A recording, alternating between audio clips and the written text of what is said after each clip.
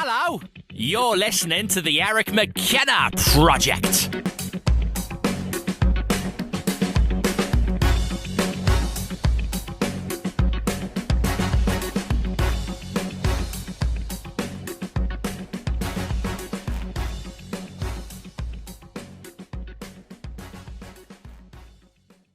So you never, ever have fucking nightmares with the shit that comes out of your head? No. Never. No. That's because I was born with what I call the macabre gene. The macabre gene. The macabre gene. I'm even afraid to ask what that is. It's just I like the dark side of things. I've always been fascinated with my own death and how that's going to work out, and other people. Everything that I was always into. My mom was always like, "Why do you like dead things, Fred?" Like, my favorite movie was Frankenstein, with Boris Karloff, dead. My favorite baseball team is the Brooklyn Dodgers, dead. So it was, I'm either an old soul that's been, reincarnated many, many, many times. Right. And, that's what it is. Right. But, I like that goosebumps feeling, that the macabre gene can only give you. Yeah, but, there's dark, and then there's like graphically dark. You would agree with that concept, right? You could like something, someone could enjoy. Yeah, I mean, I'm not going to sit here and watch like people be killed for real, like No, right, and get off on that. Right. I mean, there's people that do that. I'm sure it's called the dark web. Yeah, there's definitely twisted people like that. But it's just art. Like, I'd rather have something scary, dark looking than something You fluffy. pointing to the painting or Fred? I'm pointing a little bit of both. No, but I was pointing at the painting. Sir Freddy. I call you Fred and you Sir Freddy. Oh my God, I got two Freds in the room. This is when we're together, we're Fred squared. Fred squared. Fred, I got a Fred squared. we work together on film, so yeah. So let's talk about the connection between you two. So how did how did two Freds become Fred squared? I heard about Fred. Fred was like a legend. So like when I don't say that. It's true. No, so how did you have to say that? So when I first got into the IATSE local 489, and people found out my name was Fred, they're like, "Oh, do you know Fred? The other Fred?" I'm like, "No, I never met the other Fred." "Oh, you would get along with this guy so well. He's into music, you're into movies. You got long hair, he's got long hair." So like, I didn't, it was exciting when I finally met Fred. Yeah. Because like I heard so much about him, and Right.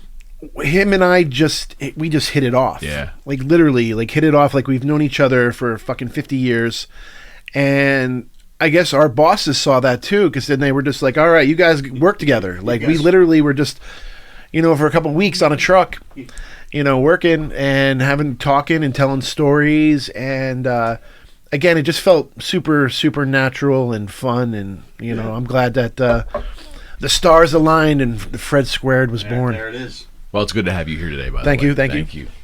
Yeah, so we're kind of back because Sir Freddy Kowalo's mic somehow mysteriously. It was a plan. It was planned. It was planned. It was planned to.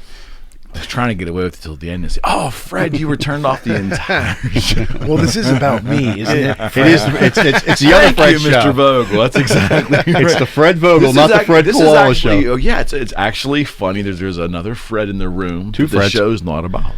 Yeah, it doesn't happen. It doesn't happen very often because there's not many Freds around anymore. Parents aren't naming their kids Fred. I think they do it as torture. You're a Fred. What's great is people always say you don't look like a Fred. Everybody says that. But then you have the people that go, "Yeah, you look like yeah. a Fred." I get that. You're definitely a Fred. You're definitely a Fred. But it's a little aside. You'll find it's funny if he hasn't told you this story already, Mr. Vogel. I'm sure he has. But Fred's been places where, like, random women have come up to him and say, "You really don't belong here, do you?" Yeah, you're hideous. Yeah, those are old podcasts. That's a great lead-in. That's a great lead-in for where we're headed. Yeah. Sure. part of this show is really to do a comfortable deep dive on our guests, get their background, their story, and so forth. How did you start as a young person, just completely fascinated with the dark side of life at a young age, or did it just kind of evolve that way? I saw Frankenstein when I was 5 years old. So That'd be pretty horrific. And I fell in Wait, love. which version of the Frankenstein? 1931 classic, The original. Universal Monsters. So when I saw the monster for the first time, I fell in love. Like, I fell in love with that gaunt, dead-looking face. That it just hypnotized me. Okay. And I related to the monster. I also I just related to the whole story of Frankenstein. I mean, it was just really just something Okay.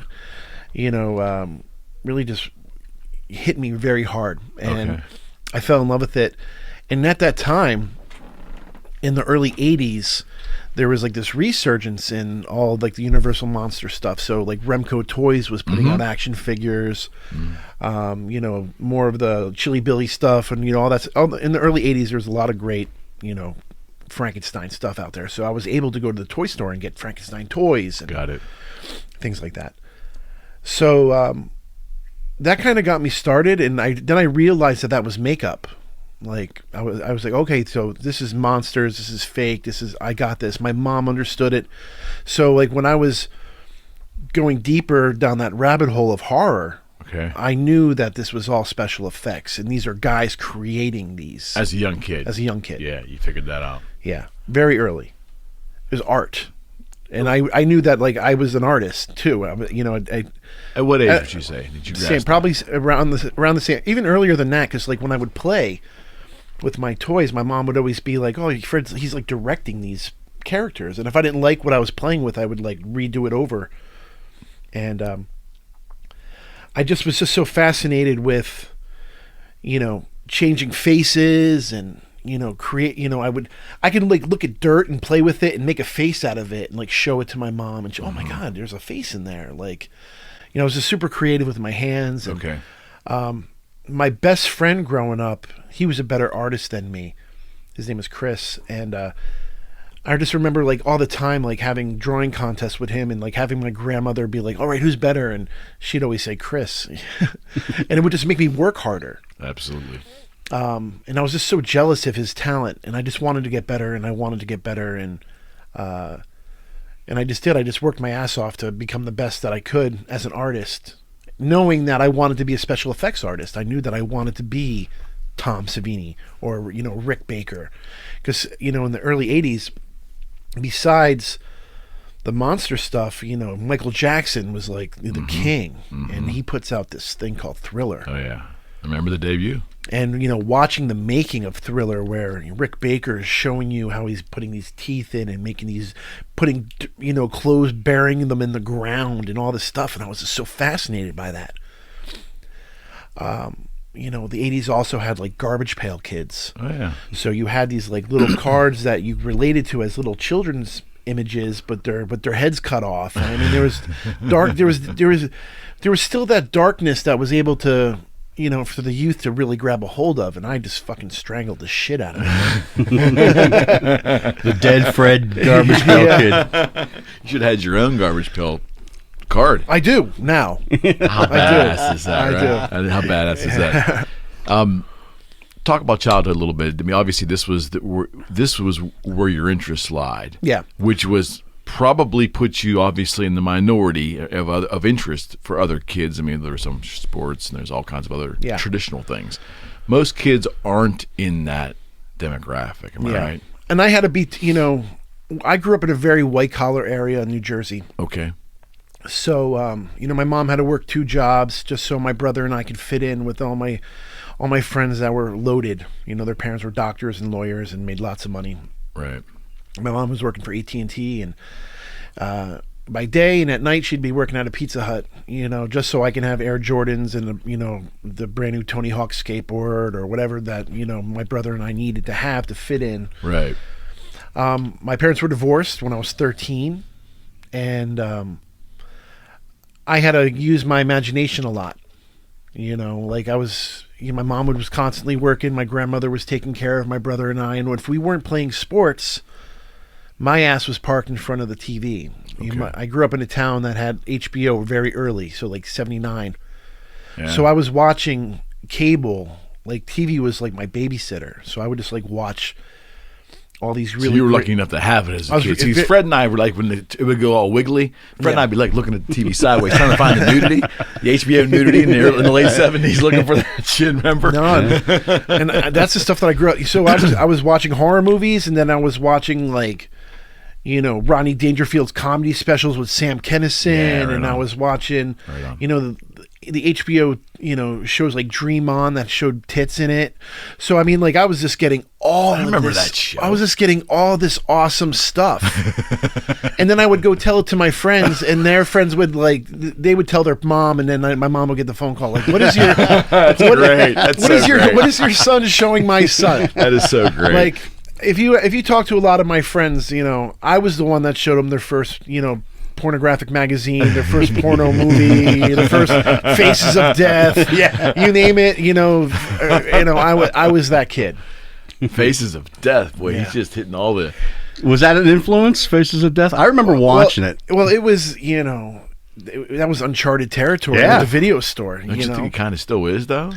Well, a lot of that's fake. Yeah, it Oh, I didn't was know all that. campy. Yeah. So It's all- it was stall state. Most of it Most, was staged. I'm gonna say, like 80% of it was fake. There was like 2, 3, and 4 after that, right? Yeah, and then they started to incorporate real like death footage and things. But the original Faces of Death, that was all. They ran out of people to do it, right? Yeah.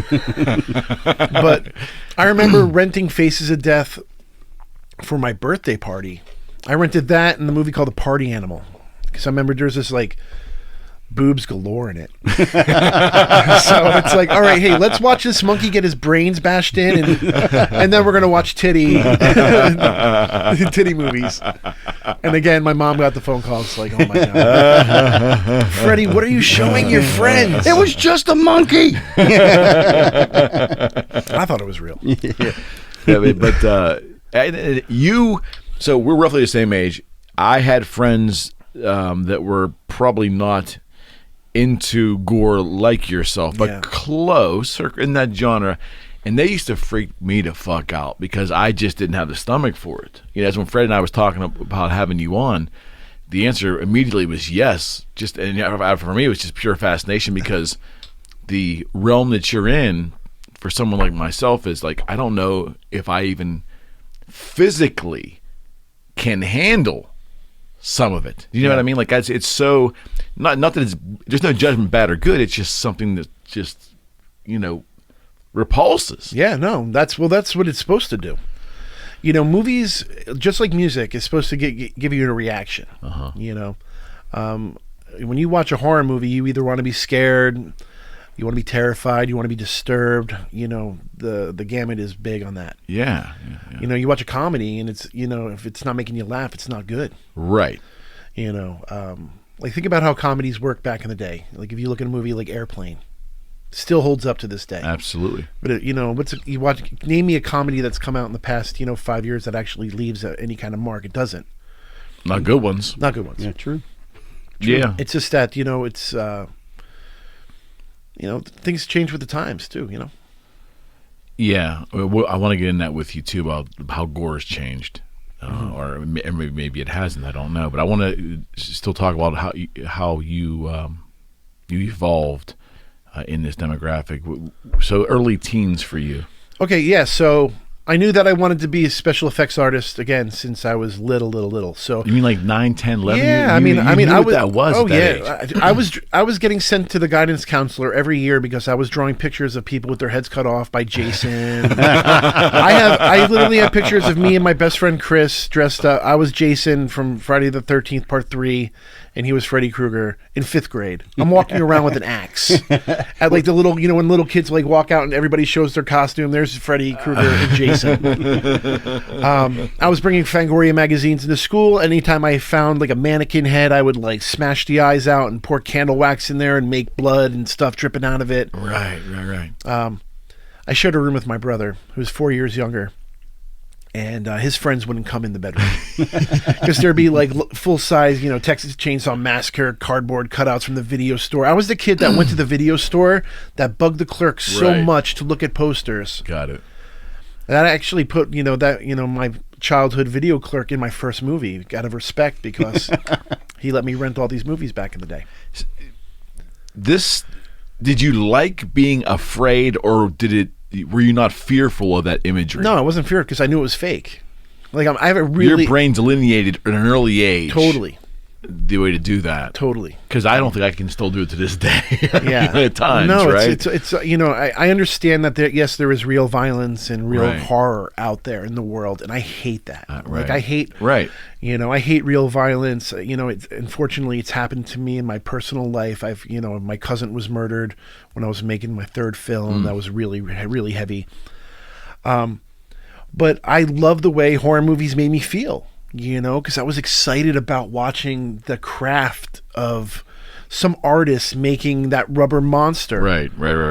There's an artist behind that Frankenstein makeup. No question. But and that was amazing. You recognized that at such a young age. Totally recognized it. Okay. So early teens, and I'm guessing, obviously, media at that time is not like it is today. It isn't like you can turn on Arts and Entertainment Television or Discovery Network and see a whole expose on how Savini works or how Romero works. It was all books. You had to seek things out. Yes. Talk about that. So you had Fangoria magazine, which was like the Bible for us. I remember seeing it as a kid, and I was buying the rock and roll magazines right next to it. Yeah, and going, I want to see somebody who buys this. I buy this. I want to see the guy that comes in and buys this thing, because that cover is horrifying. Yeah. So, and then like in the back of Fangoria magazine, there would be tape traders. You could get a catalog from some guy in California, and he was making bootleg tapes of Fulci Zombie, and so it's like rock and roll to a degree. Exactly. And that's how I discovered a lot of that. Okay. And I read those things cover to cover. Like they literally. I mean, unfortunately nowadays I don't really read many magazines, but back when I was a kid, man, like I read that magazine 30 fucking times. I get it.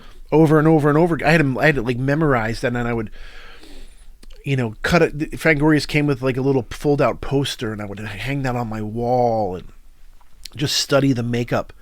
And like once I started figuring out, okay, well, Greg Canham did the Lost Boys makeup, and then he also worked on this, and then this, and I would follow these. Rick Baker worked on this, and Rob Bottin worked on the thing, and the Howling, and I would put all these people together, and these guys became my heroes, and I would like go to school and tell people about it. Nobody gave a shit. Okay. So, I think because nobody gave a shit, that I took it very personal. Sure. And it was one of those things where this is special to me. Yeah, it's your thing. This is my thing. Yeah. And I've always been kind of like, I never really followed what everybody else was doing. Okay.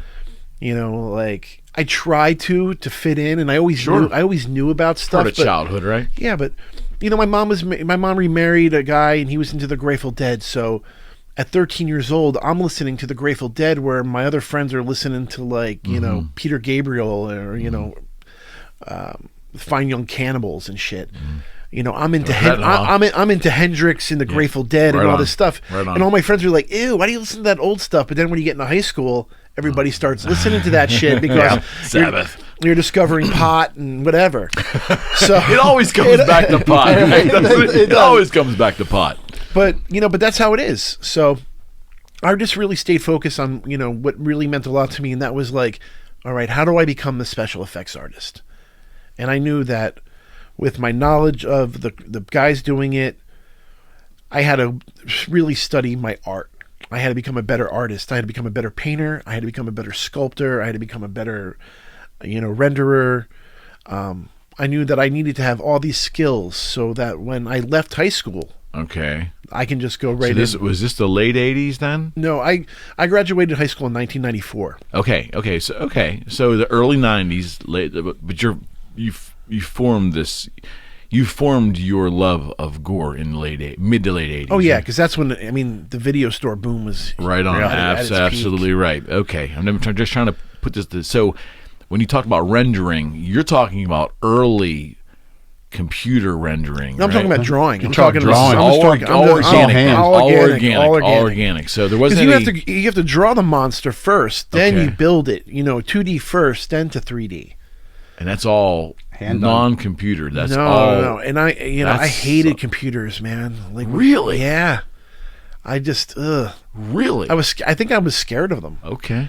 Go to computer. It was all typing, and I never wanted to be a freaking typer. I'm an artist. Let's leave that for the whoever wants to type. Yeah. I wanted to draw. Yeah. And I was one of those guys too, to where, in my history classes or something, people we would do these reports, and I remember that my teacher would be like, just do your report, but he's like, draw me something, because in class, whatever we were learning, I would draw.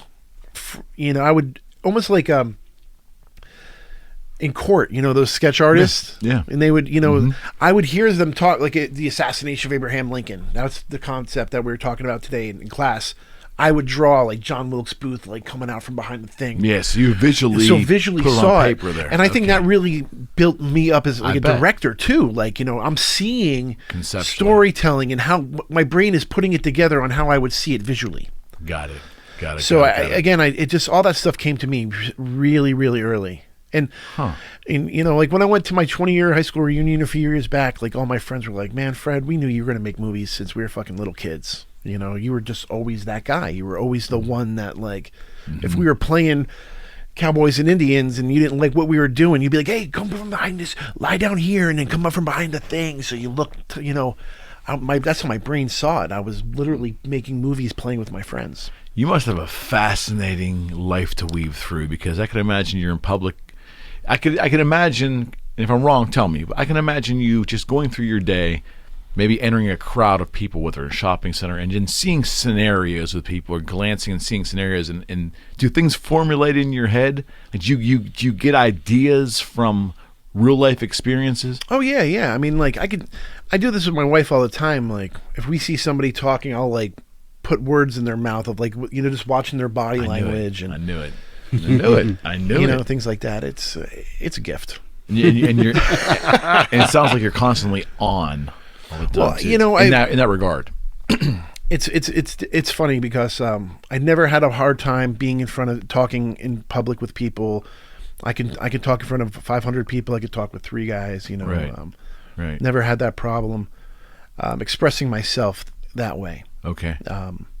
Creatively, artistically, was never afraid to put my hand up and ask the question. See, that's kind of rare. It's an amazing skill, because would you not agree that a lot of creatives, a lot of really intensely creative people, are more introverted, and they're really inward looking and inward feeling people, but to have that other element where you are outwardly expressive of what you're doing, that's rare. I think it's rare. I think, I am introverted in some aspects of things, but I've learned to push that away, because I like being out there, and, You kind of force yourself to get out of your comfort zone, I guess. It makes you feel better. At least for me, it's just ooh, that's the feeling I want. Got it. I just gotta get over that hump. It's like getting in line on the roller coaster. It's that feeling. Okay. Well, now I'm at the front, and I know I have to go on this thing. And then when it's done, it was like, yes, I did it. I get it. I like that feeling of pushing myself. Him and I always talk about 70s metal. We've been doing this for decades, but we kind of come at it from 2 different viewpoints, and I want to get yours. Okay. Fred always had that that gore thing, or he really enjoyed that the spookier element of metal. We used to joke around, like Sabbath, and the furthest I got to that, Kiss was the visual band for me. But I never viewed Gene Simmons as being sinister or demonic or anything. I thought it was kind of interesting, but I never viewed it in that way. But Sabbath, as a young kid, freaked me the fuck out because of the imagery, and it really wasn't over the top, but it was still imagery. Were you touched at all by the early Sabbath visual covers? Oh yeah, things like that. Oh yeah. So I was born in 1976. So at 4 or 5, they were. I remember getting for like my birthday a Kiss guitar, Okay. and just being like, "Oh my God, look at these guys in makeup." And of course, Gene Simmons, the demon, the spitting the blood, He was in the all fire, that stuff. yeah. Fangora magazine. Oh yeah. I mean, and plus he was doing movies then, too. So, Right. you'd see him in like Trick or Treat. Right. Yeah. Yeah. But absolutely, Diary of a Madman with Ozzy, the cover, like that stuff was just bad. It resonated. It resonated. Oh yeah. The music. Did you enjoy the music as well? I loved. Well, I love the music too, and it was like I knew that music was scary. So like my mom, music was a weird thing in my house. Okay. So like I said, my parents were divorced when I was 13. So prior to that, like my dad listened to 50s oldies and Black Sabbath. My mom listened to Linda Ronstadt and Dolly Parton. Okay. So and then when my dad left, my stepdad came in and he listened to all the Grateful Dead. So Wow, you must have really thought the world was crazy. And at that time, I was a skateboarder, so I'm listening to punk rock. Wow. So I'm listening to Fear and Black Flag. Yeah. And then I had my few friends that were into metal, and they had older sisters that were really into metal and hair bands. So it was like, I remember going over to my friend Bobby's house, and his sister had like a Black Sabbath poster on the wall with a black like Grim Reaper, and looking through her records and seeing Diary of a Madman and seeing Megadeth records, and just being like, oh my God, the skull with the hooks in it, the first Megadeth record. Oh yeah. And that stuff was just so cool to me. Okay. And once I discovered really that kind of stuff, I remember buying the tape for Metallica's One. Mm-hmm. And the reverse side was they did a cover of Stone Cold Crazy on there. And my grandmother, I love Metallica's One so much that I remember my grandmother sat with me and we played it over and over, and I wrote down all the lyrics. So my grandmother, she helped me sing the song because I wanted to know it so bad, because that song just sounded so powerful to me. Right. So I think metal, metal gave me that feeling that horror gave me, because there's that dark chord. What's that chord, Fred? Flat and fifth. Yeah. So the devil's triad. Yeah. I am. We did that on the song Black Sabbath. I think it was the first time that was mainstream. I think. Yeah. So that why do I know that? That audio gave me the same feeling as the visual. Yeah. So it kind of came hand in hand. But I love all kinds. And you'd of music. love that. So for a bunch of kids like us, the first time we heard the Flat and Fifth, our spines probably cringed, and you probably like, what the hell is this, right? And I honestly think the first time I heard it, that was probably when the Road Warriors came out in wrestling. Yeah. And they came out to Iron Man. Mm-hmm. Yeah. And just hear, you hear that, like, the first, chord of Iron Man, and then these dudes walk out with spikes and their face painted, and I'm like, oh my God, these are the scariest guys I've ever seen. And just go out there, smash people up. Just a little side about that. It's so funny you said that.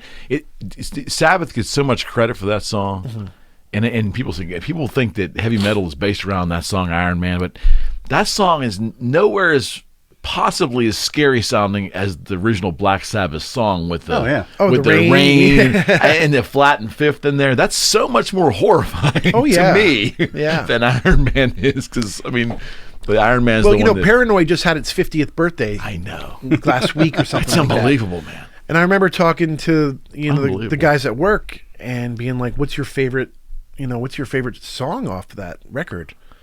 Is it Fairies Wear Boots? Is it Iron Man? Paranoid?" It's amazing. Yeah. But music was a big thing for you. It was. So in horror movies too. So like you had movies like Maximum Overdrive that had a AC/DC soundtrack. Yeah. So I'm listening to Who Made Who, and discovering AC/DC and being like, wait a minute. Through the movies. And on the Who Made Who soundtrack, there's a few Bon Scott songs on there. Mm-hmm. So I was confused. I'm like, wait a minute, this voice sounds different than this voice here. And then you have to start reading and asking people questions. So you were very inquisitive. Very inquisitive. Very inquisitive. So Fred, what this Fred and I have lamented on, and please chime in if anytime you want here. I don't want to shit on. I've never seen this Fred so quiet before. Yeah, he's like when he guest hosts, he's that way for early on, and then all of a sudden he comes to life. We've talked I wear him down. We've talked on this show prior, and the reason We I want know to each other, dude. The reason I want to bring it up though, I think it's pretty right in line with what you're getting at. As kids who just immersed themselves in music, we couldn't get enough of like album covers, gatefold covers. I would joke with Fred, like I can tell you who the touring manager was for Rush off of the All the World's a Stage liner notes to this day. Skip Gildersleeve or something like that. The point is, I'm guessing it was the same for you, where you wanted every little nugget possible because, unlike today, we didn't have the media outlets to feed us anything else. Is that right? Did you feel starved for information? Oh, absolutely. Okay. I was the short circuit robot, need input. I read everything, and I have a really great memory. So like everything that like I visually saw or I read like computed into my brain. Okay. I loved looking at those album covers as well. Yeah. And CDs and tapes. Yeah. You open a tape and. So I'm guessing you must have loved black metal then, like Cannibal Corpse. No, that's really funny because like I didn't go there. Like musically, or did you? Just it was just too. Yeah, I didn't get that. I get it. But it's funny because when now where I'm at today, people think oh Fred, you make the most disturbing horror movies. You have to be into that kind of stuff. Interesting. And the first band I ever toured with was my buddy Killjoy's band called Necrophagia, and they're like a horror black metal band. So I know a lot about black metal now. Okay. And I've actually like hung out with like a lot of those dudes over in Norway when we were over there in Europe, the church burners and all that shit. It's like a national religion over there, isn't it? It is. And so I know about it a lot now, but back then not really. I didn't really discover that kind of metal. Probably, I'm gonna say like the late '90s. Okay. After it had a good 15-year run of that genre, right? Because would you say the first band was? Who do you think? Of black metal? Yeah. I want to say like Mayhem. What year would that have been? Early 80s? No. Late 80s. Maybe. Okay. I was turned on to a band called Deicide. Yeah. I can't remember the name of the singer. Glenn Benton. Glenn Benton. Because a neighboring coworker sitting in a cube next to me, you would never know based upon how the guy's appearance was, that he'd come in there with this really in Cannibal Corpse, and I was just horrified at the cover of Cannibal Corpse. The artwork is great on those. You would find that amazing, I'm sure, because I think one was like I can't even begin. Some of the names were just insane, and he's listening to stuff. What I didn't get though, and Fred, was the Cookie Monster singing wasn't musical to me, so I didn't get anything out of it as a music fan. Mm-hmm. Didn't mind the heavy guitar and even the detuning, all that stuff. But to hear someone go I just didn't find that to be enjoyable. Yeah. I don't know. I'm not slagging it. I'm just saying it just wasn't enjoyable. It certainly, that kind of music definitely has its place. Some people, sometimes you just really need that kind of, music, but like, I think you can just get that with guitar. I don't think vocally you need, because you're not really understanding what they're saying. Even like with Necrophagia and Killjoy's vocals, he was an originator of the horror metal scene. Okay. So I mean, for 83, Necrophagia started. 83. Wow. So like he was friends with Euronymous from Mayhem and all those dudes over there, and then with Danzig and Metallica. Like everybody knew who Killjoy was. Okay. He passed away a few years ago, but his vocal style was more of this like evil horror screeching kind of stuff. Something you would see in a horror movie. Yeah, and I've learned to appreciate. I like being on tour with him and like watching him work. And I mean, Killjoy was this little 5'3" man, and just hearing these guttural vocals come from him. Like Dia, right? Same size Yeah. as Dia, Yeah. probably. And I just remember being like, oh my God, I can't believe this guy sings like that. But I love heavy guitar, man. Yeah, me too. Me too. I love. Me too. There's something about a really talented heavy guitar player, man, that just really Like just Zakk excites Wylde. me. Or you talking about even heavier than Zakk? Well, no, I mean, like I like that too, but I like the guys that came before that, Give me examples. like Terry Kath. Oh yeah. Hendrix, of course. Oh yeah. Boy, Chicago changed after he was gone. Huh? Oh my God. Yeah, totally different band. Yeah, Still good stuff, but it's different. Like the first, Chicago #2 is like my favorite. I'm right there with you. I love that record. When a few years ago, Chicago came to Pittsburgh and played Chicago #2, and it was the first time I ever got emotional listening to music. Like my lump in my throat. Like, oh my God, they're playing my favorite songs, and I couldn't believe it. Right. I wish Terry Kath was still with us, but there's Randy Rhoads. Oh my God, there's so many great guitar players out there. And they're all, like we've talked before, they all have their own little signature thing. Yeah. Whether it's a tonal thing, it's a style thing. If you're a player, you can identify it with a technique thing. Yeah. It's just, and I'm sure even in the genre of film that you do, there's always that element of creativity that people leave their signature marks. So on that vein, you graduate high school, and the fire is still there for you. Oh yeah. What was the first step you took after high school? It was to get away from New Jersey. Okay. So I went to the Art Institute of Fort Lauderdale first, because I'm like, how can I get away from my parents and then be with like sun and beautiful blondes? That was the goal. No argument there. I want to be by the beach. I want to be around beautiful blondes, Florida girls, and I want to make monsters. That was the goal. Well, Florida that didn't happen. No, I love his honesty. Did not happen. That is so good. So I ended up leaving after the first quarter of school. I came back and I worked a little bit and researched more about where can I, really do the special effects. Okay. And the Art Institute of Pittsburgh was where I came. In 1996. In 96. Yeah. Okay. Talk to me about that. So I have a rough idea. We talked off camera a little bit about technology too, because a lot was changing because the technology has been growing exponentially. Yeah. And how did the technology? Did you see technology start to enter your realm, or was it still the organic art that drove you? It was still organic. I mean, there was some CGI stuff, but it was so primitive at the time. It just looked like, Okay. It was still so new. Talk that Toxic Avenger, that kind of stuff. I love, the head crushing scene. Yeah, I love that. See, I know a little. Yeah. But I'm dating myself by mentioning that movie. No, it's a great movie. There's a couple of them. Yeah.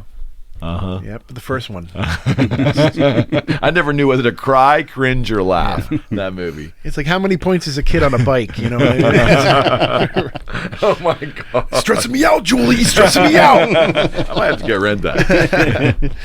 But anyway, so and this is 96. So obviously, computer power isn't what it is today. Yeah, no. So you were still really, and I'm sure you still are very organic and hands-on. But but technology didn't really enter into the creative process for you at the Art Institute of Pittsburgh. Is that right? Well, that was the first time I actually had to take computer classes. For, You went completely green? You walked in? I was completely green. Wow. Okay. And the thing is that I didn't like it, and I was a better sculptor, so I found the kid that was the better computer guy, and I would do his sculpture work for him, and he would do my computer work for me. Right.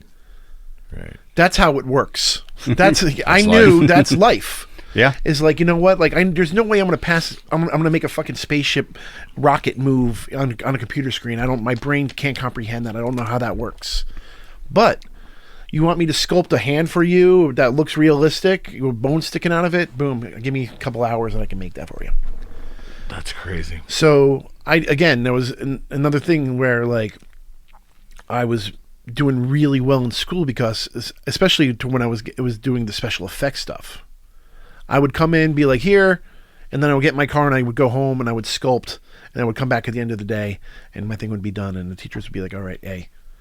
And I was literally hired right out of graduation to go teach at what would become the Tom Savini makeup school. So that was like that was like, so it was a huge achievement for you at that time. I'm going to be working like for my idol here. Yeah, it's you so know, it's cool. like why I moved to Pittsburgh. I moved to Pittsburgh for 3 things. It was Okay. like to work with George Romero, Tom Savini, and, you know, meet Bruno Sammartino. And meet Fred. And meet Fred. So you went to work for Savini's school right away. I did. I was there for the conceptual, like before it was the Savini school, it was just like a 2D, 3D program. Okay. And then Savini, there was rumblings that they wanted to get Savini in and start this program. And I was like, oh my God, this is the greatest thing ever. Like, kids will come from all over the world. And they did. And they still do. Wow. There's nothing like the Tom Savini makeup program. Talk about him. So I was only there for 3 years. I ended up losing my job because of my first movie. But the school just kept growing. And I was literally hired from college. So like when you're trying to bring kids in, you know, you can have the guy who worked, Jerry Gergley, who is the main instructor. I mean, he's won Emmys for like Babylon 5. And I mean, he's worked on tons of stuff. And then you have Fred Vogel, who didn't do shit. So the school was just kind of like, we can phase Fred out, and we can bring in a guy who worked on Pirates of the Caribbean. You know. They wanted a name. They wanted a name. And it was the best thing that ever happened to me, was leaving the school, because then it made me become who I am. Yeah. You know? Yeah. What's your biggest takeaway from your time there? Oh, my friendship with Tom. You know, like I went from being, I'm still a fan of Tom. Like, you know, I've known Tom over 20 years, and the first time I met him, he was kind of to me, and I'm like, oh man, really? Like, this is my hero. They say never meet your heroes. You're gonna big time me now or what? Yeah. And I told him, I'm like, I'm sculpting a Frankenstein. Do you have any advice? And he's like, yeah, buy my book. And I was just like, Really? I'm like, you dick. he big time. Yeah, thought about it. But it wasn't until I became on kind of his level, like, okay, well, this guy's actually pretty good at what he's doing, and he saw that I was a filmmaker and stuff, and you know, now I'm really good friends with Tom. Okay. But I mean, that was just that to me, that, you know, building that friendship with Tom and Jerry and the other instructors who I work with, Gino Crognelli, who is one of K&B's top guys, and he does all the Walking Dead stuff. Okay. Greg Nicotero. You know, I took a lot. I gained a lot from that. As much as I lost something that I loved, which was teaching, I gained a lot more. And then I was able to teach with the Pittsburgh Cultural Trust and things like that too.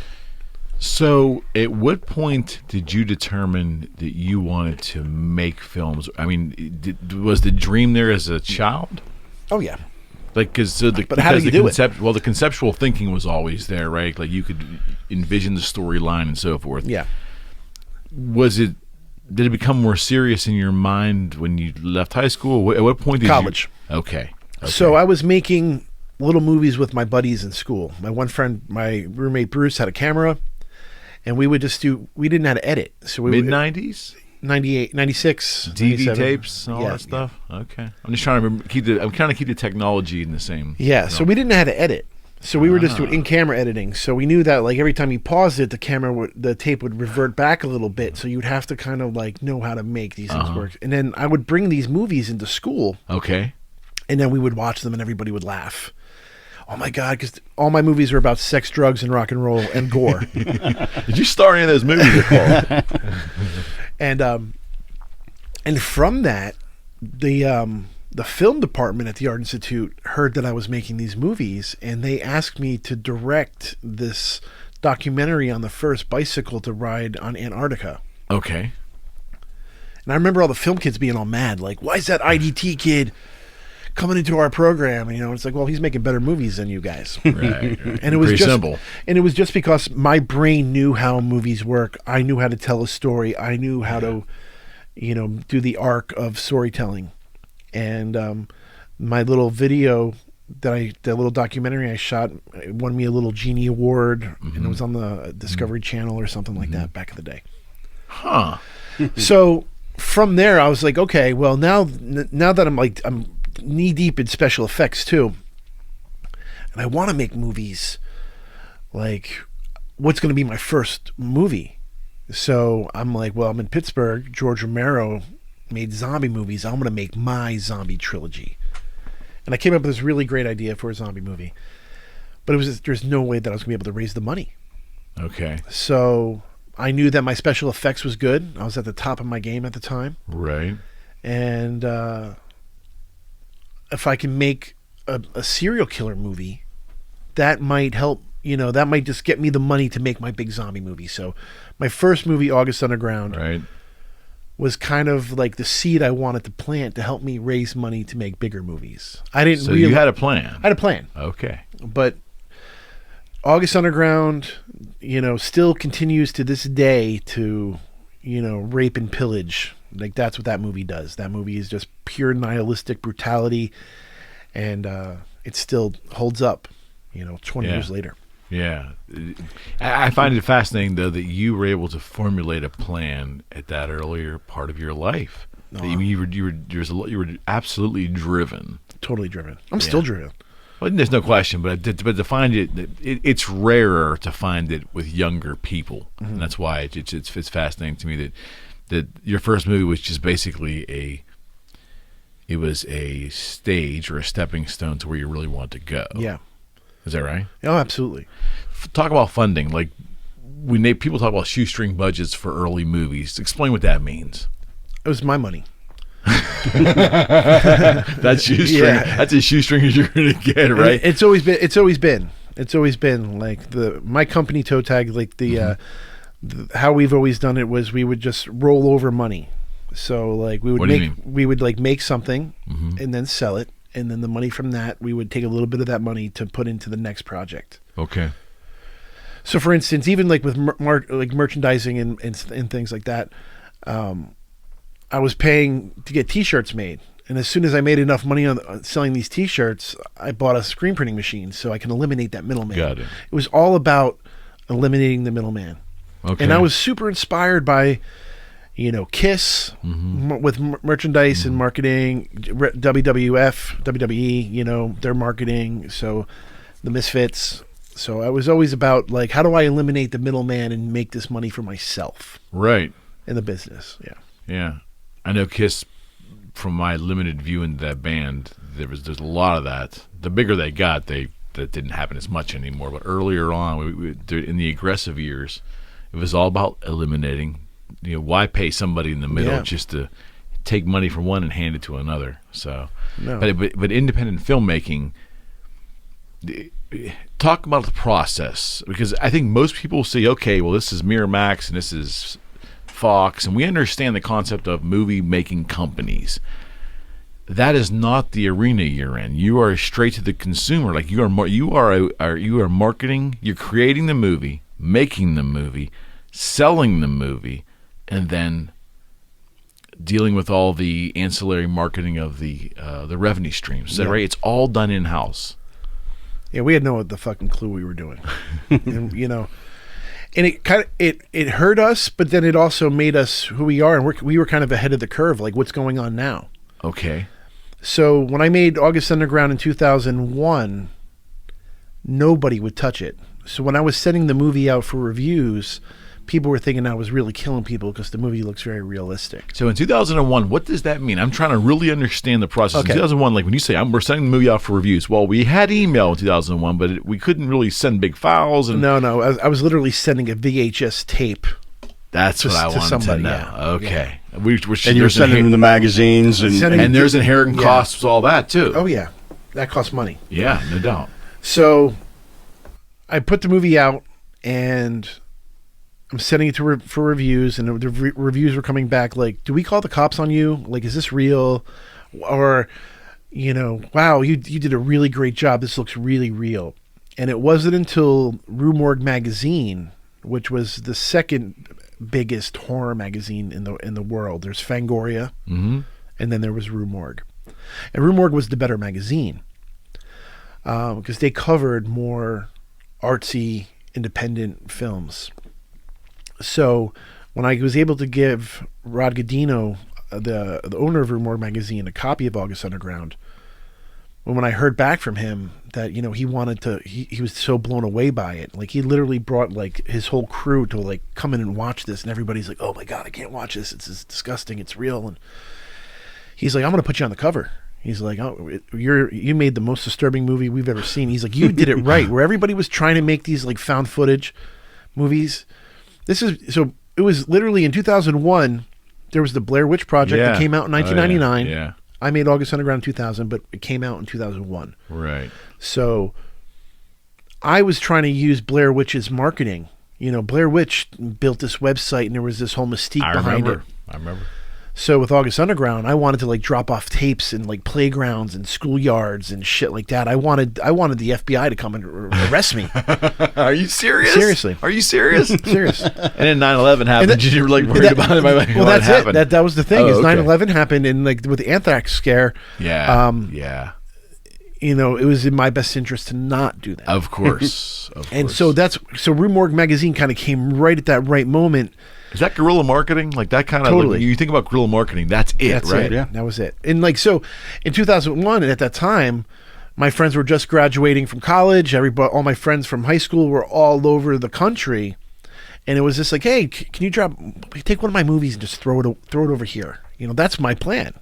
It's like, I got all these friends all over the country. Hey, I'm going to send you a movie. Just throw it in the fucking schoolyard. Let some little kid find it and take it home. That is awesome. Oh my God. That was the goal.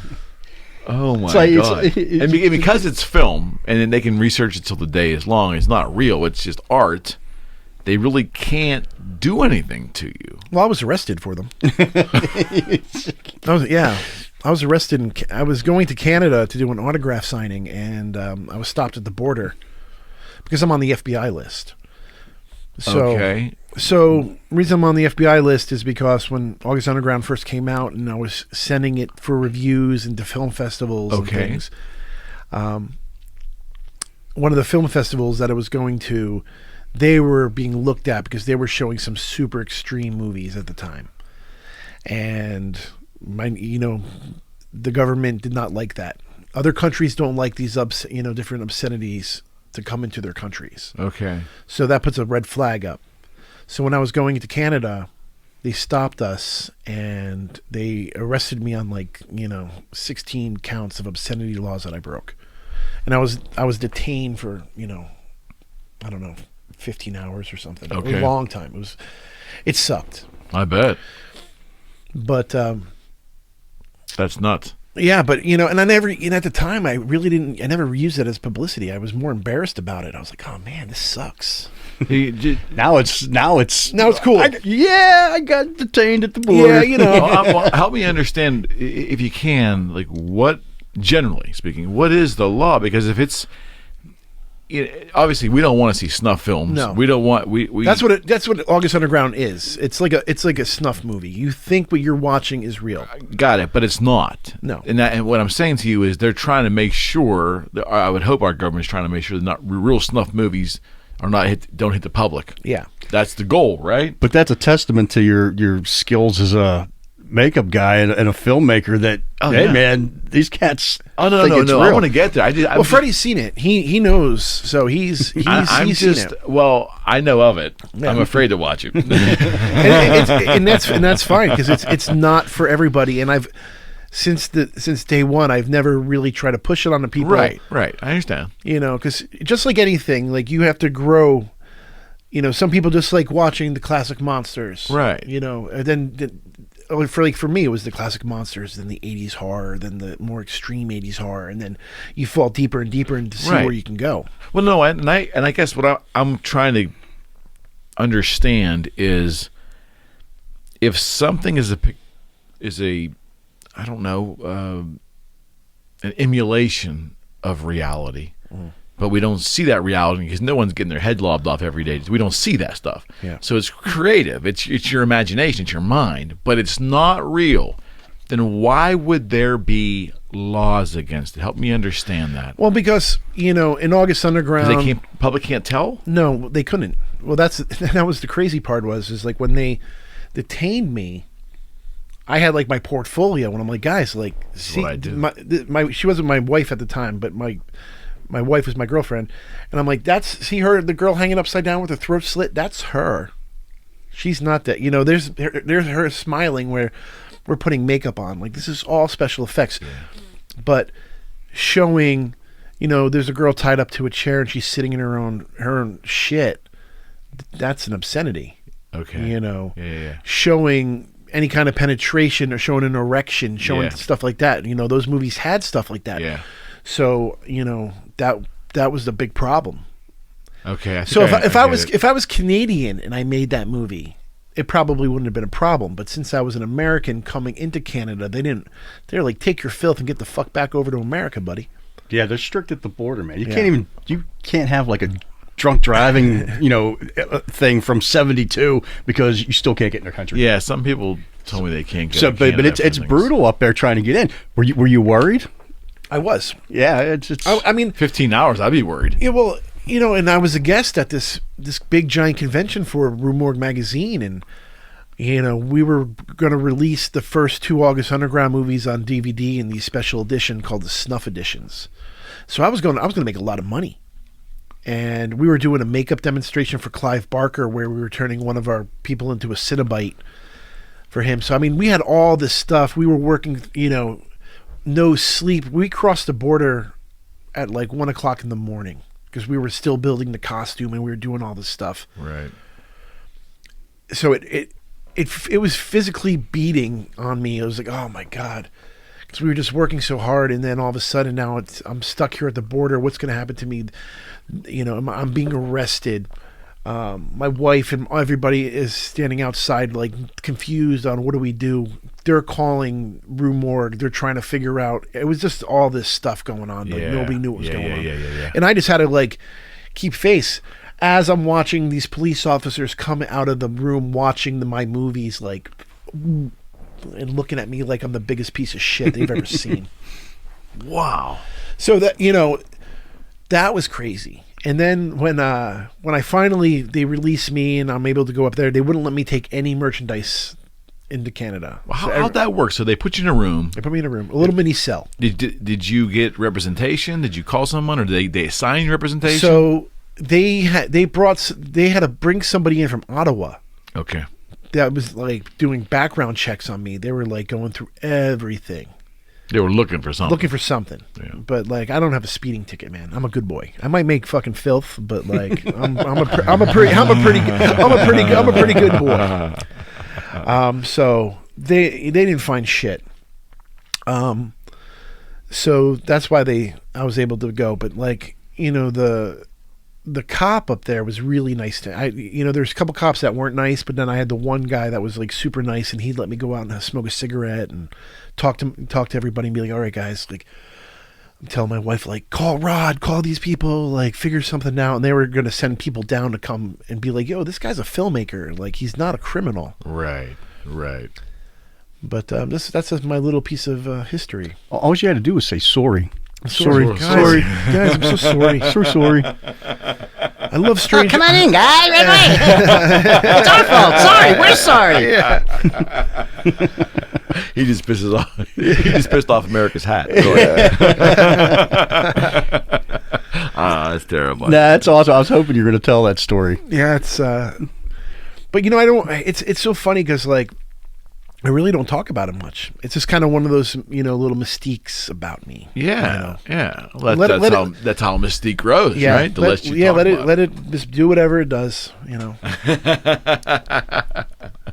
So 9/11 happens, and you're not that movie though is not where you wanted to go. That was a stepping stone, right? So when I was I knew about underground horror films right before making this movie. Okay. So there was like these more extreme horror films like Last House on the Left, I Spit on Your Grave, Last House on Dead End Street, Cannibal Holocaust, Henry Portrait of a Serial Killer. Well, those are titles that are actually at the video store. Yes. That but they were the top tier of extreme. Got it. Then, when I moved to Pittsburgh in '96, I found the cult video store here called Incredibly Strange Video in Dormont. Yeah, Okay. I used to go there. And that's where I discovered films. There is this underground scene of filmmakers, and especially in this area, I'm talking more of Ohio. There's like the Jim Van Bebbers out in Dayton, and Andy Kopp out in Dayton, and then you had like Eric Stanzi out in Missouri, and you had like Nick Zed and all the guys in the '80s, and Kenneth Anger, and from New York. Mm-hmm. And there's nobody from Pittsburgh.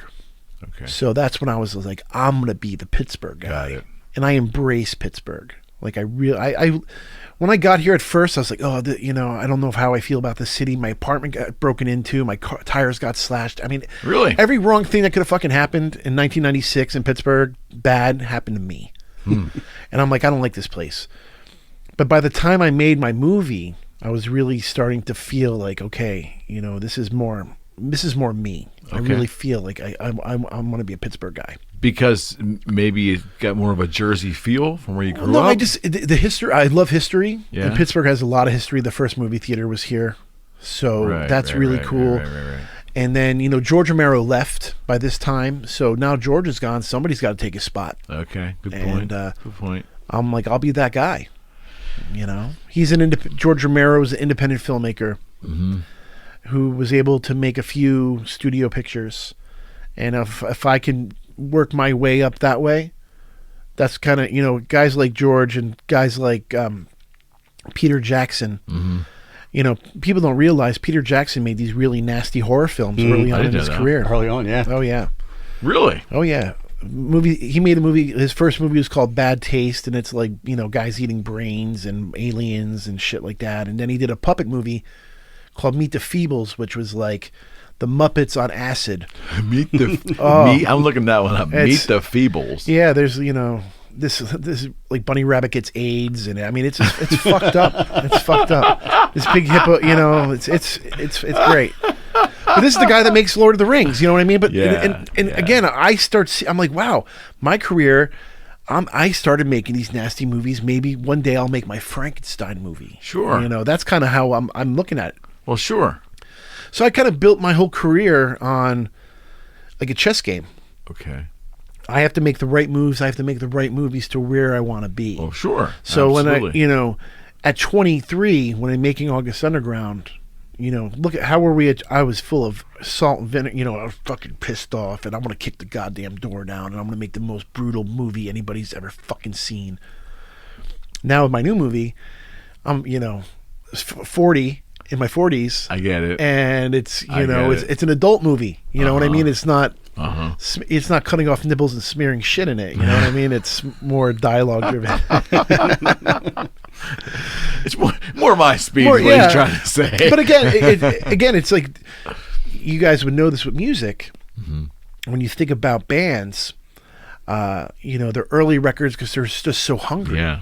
And so raw. Yeah.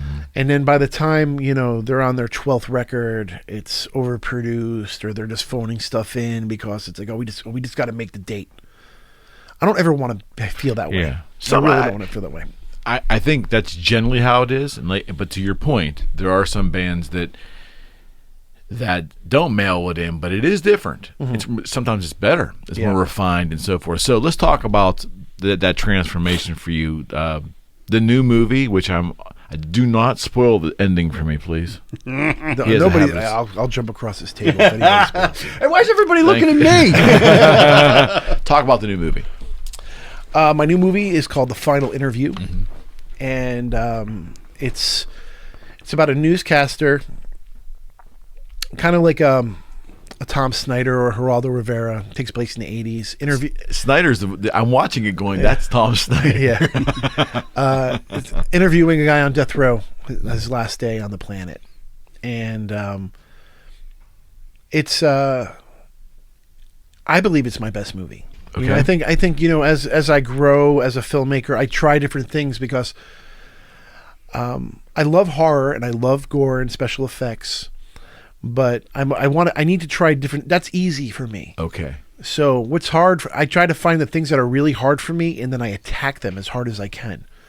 So being creative, telling story, and or working with these actors and doing more of a drama piece was harder.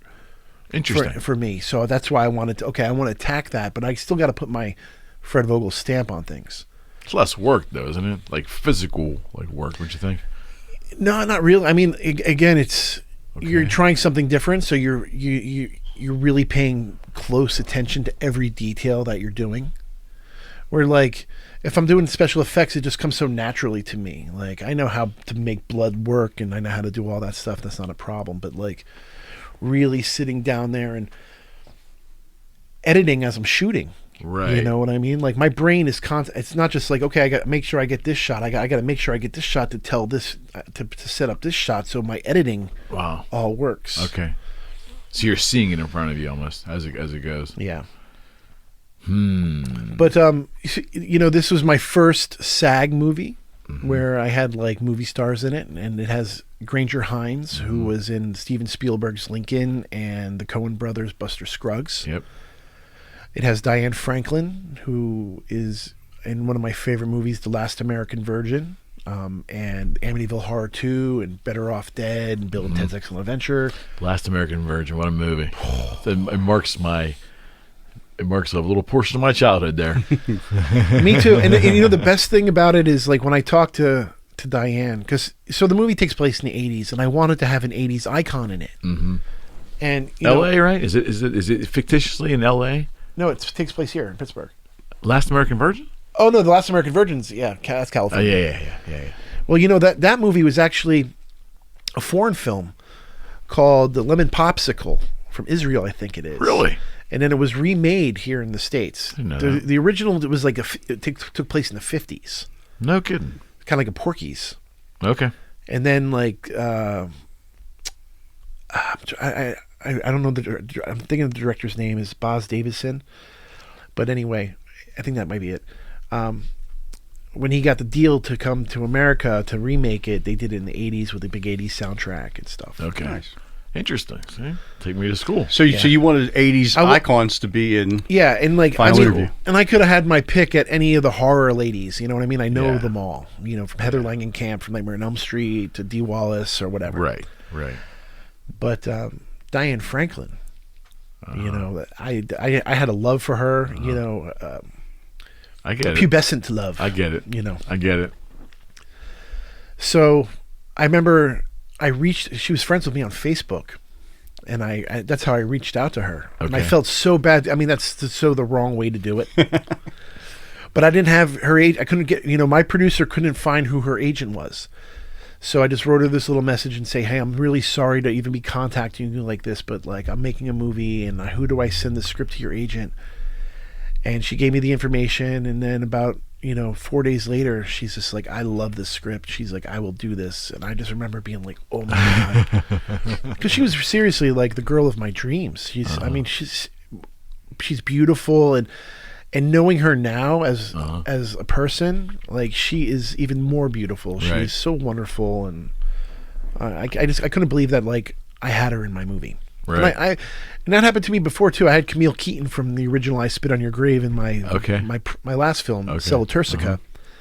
And again, I was all these women that I loved as a kid are now in my movies. It's unbelievable. That's very cool. Yeah, that's very cool.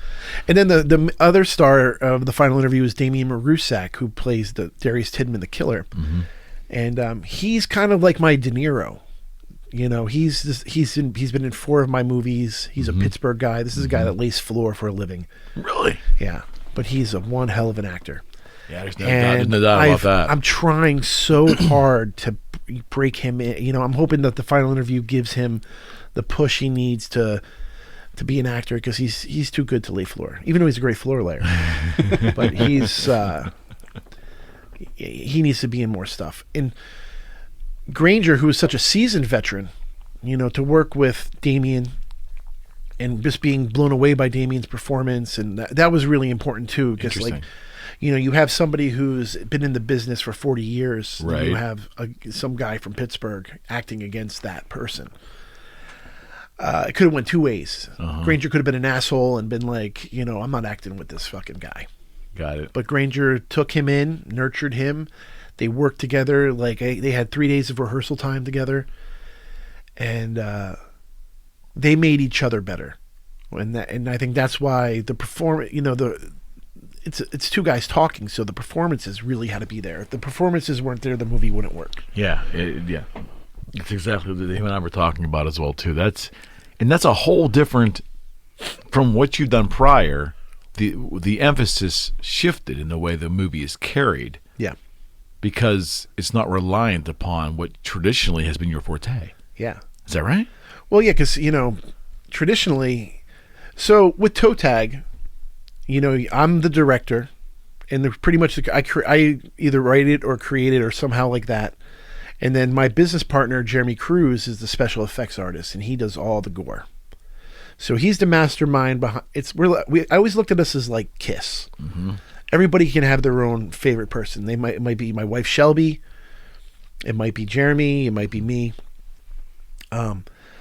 We all bring certain aspects to the table that are very important that make what Toe Tag is. Okay. And I always knew that our effects were going to be awesome because Jeremy is fucking awesome. Mm-hmm. And I didn't want to get messy anymore. I'd rather be creative, the director and the producer.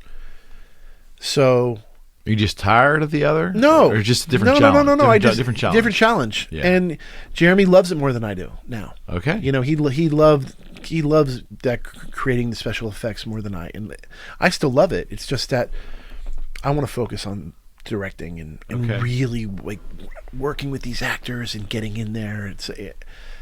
To me, that was just more important. So with the final interview, I didn't have that. I didn't have Jeremy. Jeremy's in California right now. He's working on all the big Marvel superhero movies, and this is my first non-Toe Tag movie. And I was just me and Shelby left to do this, and it was hard, but it made me a better filmmaker for sure. In what ways? Because I wasn't going to rely on my gore. If the story wasn't good enough, people can always be like, "Hey, the gore is awesome." Okay, like a safety valve almost. Yeah. So this is me being like, well, we all know that I could do that with the gore, but let's see if I can make something that could stand on its own, being a more dramatic piece. Got it. And I believe that I did it. I believe you did too. I thought it was really. It grabs you. I saw it at the premiere, thing you had me come down to. Yeah. So I saw it in a semi-big screen. It was nice. That has to be such a seismic. I mean, we can sit and listen to you explain that, but to be in your circumstance, and that's a risk. That's an impressive personal risk. You may not feel that way, but it really, the outsider looking at it, that's a big. Well, so not a leap. Because a leap infers that it's almost unattainable. That's not the case. But it's a Y in the road, right? It's a lefter as opposed to a right. And it's my first movie in 10 years. So my last movie was a movie called Cella Turcica that I made in 2010. And that was the last Toe Tag movie. Why the break? I've been working on this project called Pittsburgh Body Removal for 6 years, trying to get this made. It's about the guys that pick up the dead bodies here in Pittsburgh. Okay. That work for the funeral homes. And I got documentary style? No. Just, very traditional, real. All my movies have this line of realism in there. Okay. And that's how I met my producer Ross, who came into the final interview. But we were trying to get Pittsburgh Body Removal made. And my past hurt me. When you look me up, it says, Fred Vogel, the guy, he makes all these disturbing movies. In Hollywood, they believe what they see. They don't take the time to talk to me, and they're just like, okay, well, it says you make these nasty snuff movies. Is that the same thing as a slasher film? What's a slasher film? Because when we grew up, slasher film was a thing. It is. It's a genre. A slasher film is young teenagers being sliced and diced through the course of the film. Okay, that's a slasher film. Okay. All right. But Hollywood just superficially reads the exterior. Yeah. And I'm dangerous. In their eyes, I was dangerous. Okay. So, as we got closer with Pittsburgh Body Removal, things didn't happen, and the money people backed out on me at the last minute. And I had to figure something out to do, because at that time it was 6 years. I'm like, man, people are going to forget about me, and I didn't want them to forget. I just was so focused on getting this big fucking movie made. But it's still there, right? It's still there. It's still there. It's still there. But so what did I do? I said, okay, I need to come up with something that I can make on the cheap, that I can finance myself. Okay. And I need to get these actors in it, and I need to shove it up their motherfucking ass. Like, right on. That's, if you don't think I can direct actors, if you don't think that I can play the game that you guys play out in your fucking Hollywood, right. Like, I'm going to show you that I can do it in Pittsburgh for fucking, $70,000 in 9 days, I fucking love that. 9 days. Yeah. No, really? 9 days? 9 days. Wow. Yeah. Wow. And it As just opposed goes to how long? Well, most movies can take months. Yeah. Well, the movie before that, that is still sitting there waiting distribution, right? It's done. The final, which one? No, not the final interview. The movie prior to that about the body retrievers. Pittsburgh Body Removal. It's not done. It's never been made. Oh, okay. I apologize. No, I thought it was already. No. I thought it was in the can. No, it's something that I've been working on to make happen. Yeah, I think now it's going to become a TV show. I think I want to do it as a television show instead of as a feature. How's that work? The characters are really good, and I think I could. I think people would be more interested to see the idea of Pittsburgh Body Removal is a guy that's been doing it for 30 years gets this new guy. He graduated from college but can't get a job because the economy is all fucked up. Okay. And he ends up having to work picking up these bodies, and how you become desensitized with this world. So I actually did it. I actually went and picked up dead bodies just so I can work on this script. Wow. Because my brain knew the story, but I needed some real shit to put in there. Got it. And thank God I did, because that's a whole messed up. And as much as I'm into horror, and I've seen some studying special effects, I've been to autopsies and things. There's nothing more freakier than going into somebody's home that you don't know to pick up somebody that just died. Mm-hmm. That's pretty heavy shit. Mm-hmm. And that's the story that I wanted to tell. And I think you could do lots of that. You know what I mean? When you talk about a TV show, Fred, like how would that look? Because obviously there's censors. Don't get me wrong, HBO that's come a long way. And that's what I'd want. The big thing is to show the deaths. Mm-hmm. But how does normal television grasp that for the masses? What line do you? How far do you go? And how's that work? I think I would go as far as they let me go. If you look at shows from the past like Nip Tuck that really went there, and even Dexter. Right? Dexter, yeah. There's a lot, even stuff like these like 911 shows on Fox or whatever, where they're showing all this picking up people. Walking Dead. Yeah, Walking Dead. Oh my God, Walking Dead. Think about it. So it's. I get it. It's evolved. Television's evolved over. It's. I remember when you couldn't show like drops of blood. Now they've got blood and gore and brains. Oh my God. It's not like Good Times and Alice. Yeah. You know what I mean? Well, so to that point, I had not sat and really paid attention to television for, you'll laugh when I tell you, but for like a decade or so, in regards to watching a sitcom or watching a 48 hour, a series, a produced for TV series. And then about 3 years ago, I sat down and watched a couple out of boredom. Mm-hmm. And I was, in roughly 10 years, what had changed was mind-numbing. What was permissible on network television was unbelievable. Oh yeah. Yeah. Yeah, It's changed. it's come far away from showing, was it Dennis Franz's ass on what was it? NYPD. NYPD. Yeah. And of all people that you chose him, right? Of all, I mean, they gave us that. Well, it's it became a big deal. I honestly think if you do the research back, it has to start with either Charlie Sheen or Kiefer Sutherland. Like Charlie Sheen got on to 2.5 Men. Kiefer Sutherland was doing 24. Right.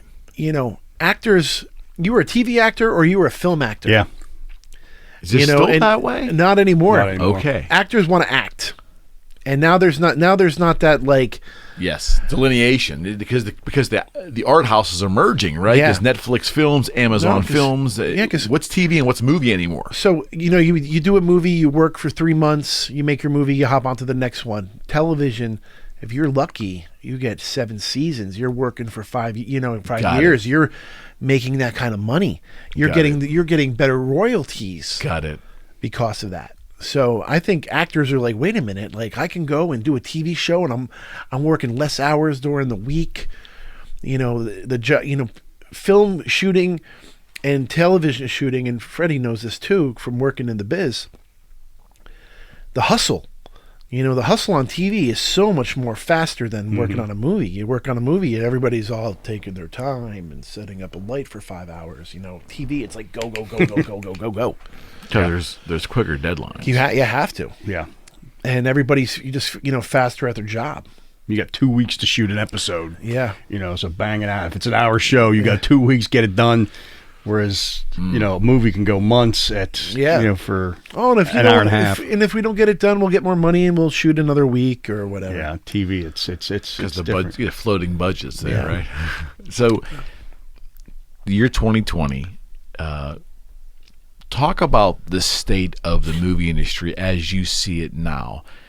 Yes, taking into consideration what we're all going through in the COVID thing, but even what you've seen the last couple of years, as we just mentioned, the merging of the streaming services, getting into the quote-unquote biz in a heavy way, Amazon Films, Netflix, those streaming companies and distribution companies competing directly with traditional studios. Am I right? Yeah. And it's all kind of merging together. Like the traditional distribution was when we were younger. You went to a movie, and then if it was a good movie, it may come back 2 or 3 months later for another showing at the theater, and then it would go quiet for a while, and then 8 or 9 months later, it would start showing on video, or maybe a couple months later, start showing on video, and then a year later, HBO, and then 2 years later, television. Yeah. Was that pretty much the Kind of formula? Yeah, pretty similar than that. Yeah. But now, who knows what's going on?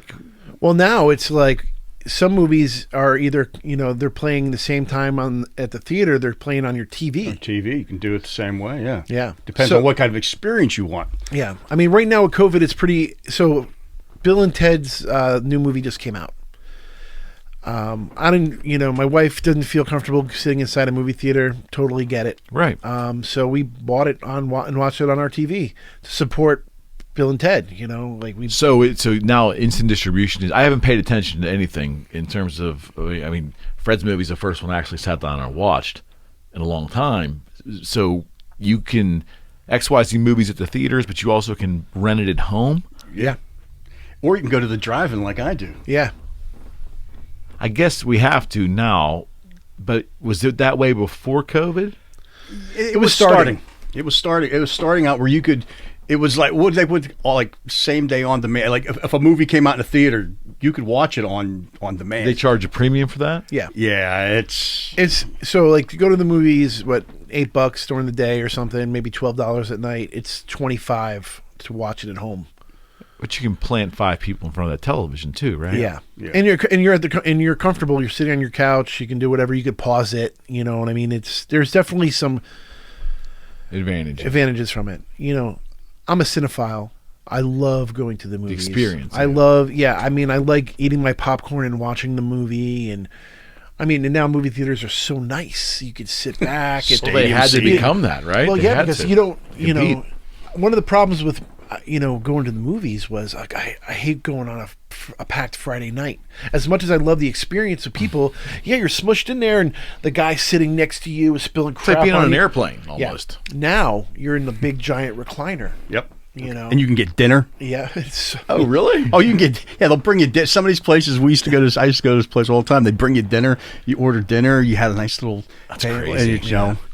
Well, they're competing. They know that they're more than likely competing against people's own living rooms. yeah. Well, so I think what's happening with movie theaters is that they're going to cater towards the big Hollywood movies. So you want to go see the Marvel movies in the theater. Yeah.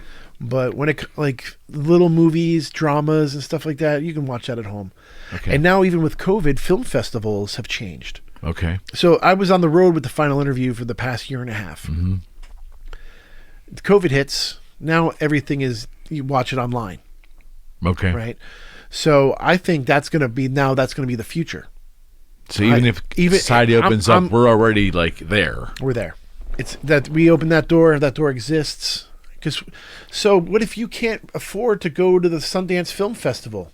You know, Right. Most of us can. you can't. So what do? You pay the subscription or whatever it is, and then you get to watch all those movies from your home. You're still able to vote. You're still able to do all that stuff. You just don't got to go out in the cold in Park City.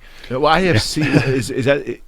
So is there a Sundance Film Channel? There is one. There is a Sundance channel. Yes, there is. Okay, and there's an IFC channel as Yes. well too, correct? Yeah. But that's been around a couple of years. Yes, and it's changed. Now it has commercials. It used to be commercial free. Interesting. Yeah, but now it's got commercials. Do you think that commercialism is ever going to go full bore in the movie experience? Do you think at any point in time actual movies are going to have stops in the center for commercials? No. I hope not. You'll just sit and, think about when you go to the movies, there's like 15 minutes of commercials now. beforehand. Where before it used to be just movie trailers. Yeah. So now you're watching, AT&T commercial, you're watching, Yep. food, whatever. That way for many years. It's like at the drive-in. You go and you're expected. You see the little "Let's go out to the drive-in" little thing. It's got the good classic 20 minutes later, you're still waiting for the movie.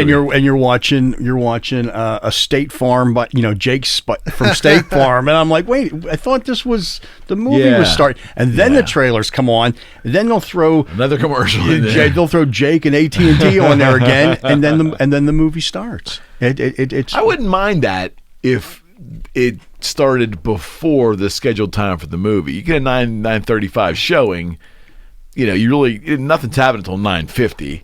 But if they started that shit beforehand and the movie actually started on 9:35, I'd actually be all right with that. But I've been going to the drive-in a lot too, so it's been good. Which one do you go to, Freddie? I go to Dependable, and I went to I go to Dependable out here, and then the other day we went up to Starlight up in it's up by Evans City. So I drove past the cemetery and for Night of the Living Dead. I'm like, oh, wait. Yeah, it was dark, and I was like, am I going to stop? And I don't think so. I actually stopped there today before the other day when I was up there.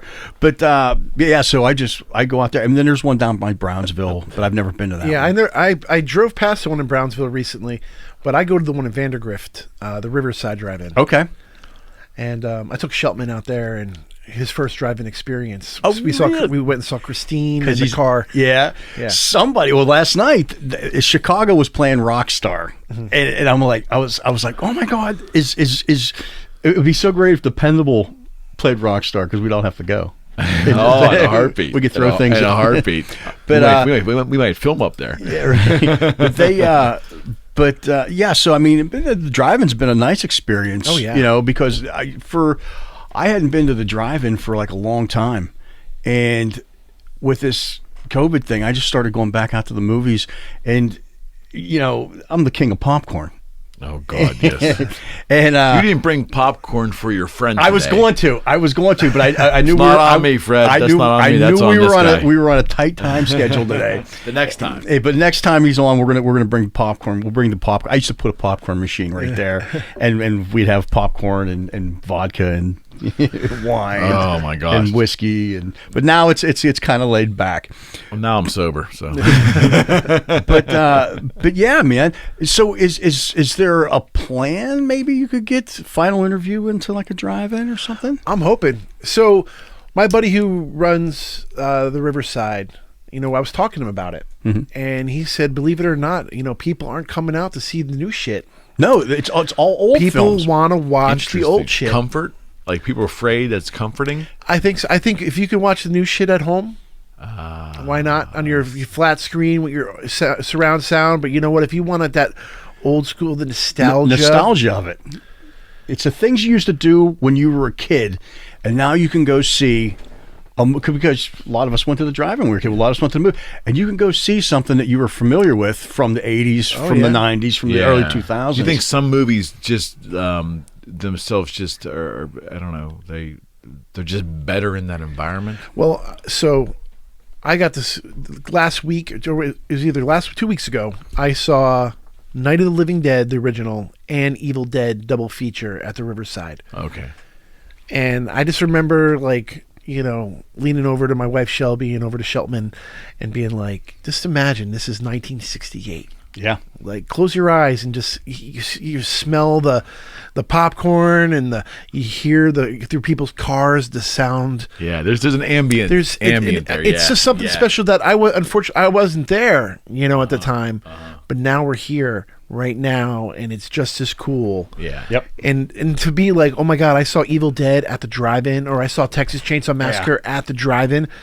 That shit, it's a different experience, huh? I saw Evil Dead up at Dependable about a month and a half ago, and it was awesome. Yeah. Just to see it, No, it's awesome. I saw Jaws. We saw Jaws as well. To watch Jaws at the drive-in, it's like, it's so awesome. It's so in Frankenstein and Dracula is coming, so I can't wait for that. When's that? Probably in October. So October is going to be really great for the drive-in. I heard they're bringing back a few of the Halloween movies. That would be cool. Friday the 13th, 40-year anniversary is going to be coming back out. Okay. And now that all these drive-ins are able to play the Blu-ray, so I mean, what do you mean by that? So about I'm going to say maybe 5 years ago, they had to do a switch. So a lot of the drive-ins were either closed down or they were able to raise enough money to be able to get this new system to where they can show digital formats on the drive-in Interesting. screen. Rather As than the opposed film. to analog tape. It's a film. Oh, film. 35 millimeter film. Right. That's a musician in me. Analog, digital. A lot, so Riverside, they still show 35 millimeter. So if they have a 35 millimeter print, that's even awesome. You can go see a 35 millimeter print because there's nothing better than watching a 35 millimeter print of a movie than over a beautiful 4K scan. I get it. Evil Dead. I get it. But I'll take it. Whatever way I could see it on the big drive-in screen in my car. Sure. I'm the jerk that gets there early that has to sit. I have to sit right up front. You know what I mean? I get there and I back my car in and I've got my garbage bag of popcorn that I bring myself sometimes. But then here's what happens with me is I'll end up going to the snack shop and buying popcorn anyway. Yeah. So I've got, but there's just something about the drive-in that and you've always liked the drive-in. Even a decade or two ago, you were telling me. Yeah, I would go and hang out at the drive-in, and it was just. See, I didn't get a chance to experience the drive-in in New Jersey. They were pretty much gone growing up. Okay. First drive-in was in Jersey. Yeah. Yep. But for me, for my 30th birthday, my wife rented out the Riverside Drive-In. Oh, how cool is that? And they played Friday the 13th Part 4, Rosemary's Baby, and Pet Sematary. Oh wow! And it was the best. It was the best birthday gift I've ever got. I bet. So, what does Fred Vogel watch now? When you seek out something different and new, what's on your radar right now? Everything. Anything? No, man. Anything and everything. I watch everything. I'm a cinephile. Like, I watch everything. Give me some standouts. What have you thought that you saw in the last year or so has been really good? Oh, God, it's so hard because I watch so much. Right. I mean, do you stay genre specific generally? No. Interesting. Okay. One of the last movies that I thought was really great was that 3 Billboards that came out a few years ago with Woody Harrelson and Frances McDormand. It was really great. Yeah, I didn't see that, but I know of the movie. So you're recommending it? I'm recommending it. Okay. Yeah. There's a really weird movie out there called The Greasy Strangler. Oh my God, Fred. Freddie, have you seen it? Well, that's the guy that you responded to. That's his buddy last night. That's Nicholas Jacks. That's Patrick's buddy, Greasy Strangler. Yeah, I actually hung out with him at the last NAMM show. We hung out all night, and it was just That's crazy. So, Small world. That's a small world. Yeah, but there's a lot of great stuff out there. It's always hard for me. People ask me this a lot. Like, what's your favorite stuff you watched recently? And it's like it's so hard There's for me so to much. put. Yeah, there's so much rolling around in that cranium. Yeah. I get it. Well, it's the industry you're in too. Yeah. I just do you. When we talk about independent films, there was a film I saw. I think it was made in 2004, and you seem to be almost a walking dictionary. Let's just see if I can stump you. Okay. Independent film made about time travel with very minimal effects, heavy on dialogue and storyline, very similar in terms of construction to what you just made. It's called Primer. I've never seen it. No. I can't believe I stumped him. I never seen it. When you see packaging for an independent film, you always see all the awards, and I don't know if half of them are real or half of them are someone gives an award in a garage. I don't know, but it seemed like it was a well received independent film. Yeah. Just because your movie gets accepted, you could put those little okay. See, that's what I was. Those little things on there. Yeah. Unless you win, Then it's a bigger one. What struck me about that movie was I almost didn't watch it because it wasn't glossy, and I just wasn't an independent film fan. Just wasn't exposed to it. But that was so well done. When you could probably a budget of probably $50,000, but it was just so well done that it left a mark on me all these years. And I've watched it 10 times now. Primer, but does that genre? Would that be something that you'd be interested in? So the sci-fi. Believe it or not, sci-fi is my least favorite genre. That's what I was kind of curious about. Like it took me forever. I grew up with Star Wars, of course. Okay. But I never seen a Star Trek movie. My wife loves the movie Legend, but anything with fantasy, I kind of Interesting. I like more documentary, reel based stuff. Okay. I love biopics. I love history. Okay. So I need to be able to learn from it. I have enough science fiction and fake shit going up in my head that I just want to research and learn about stuff that's real. So I'd rather. That's why you two guys get along so well. Yeah. I remember when I was a little kid, I liked the movie Tucker with Jeff Bridges about the guy that made the car. Yeah, I remember that movie. And my mom would be like, "Why are you watching this movie?" And I'm like, "Well, I like the car and I like the period, and this is real. This is a real story. I'm learning about this guy." And I like movies that have that basis in reality. Another one is like The Big Chill. I love the movie The Big Chill, not just because it's got a great Motown soundtrack to it, but it's real, and it's about real people going through real problems. They're all together to, their friend dies. You've seen The Big Chill, right? Yeah, multiple times. So I try to turn a lot of people onto those movies. I think, movies today have too much polish on it. Okay. Where back in the day it was a little bit more simpler, and you can just lose yourself more in movies from the past.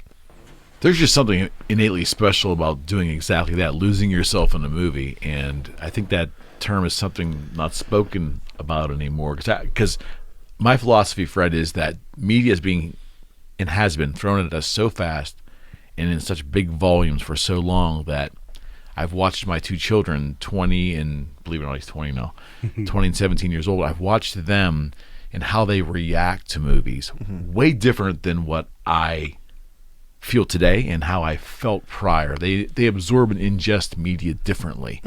It touches them in a different way.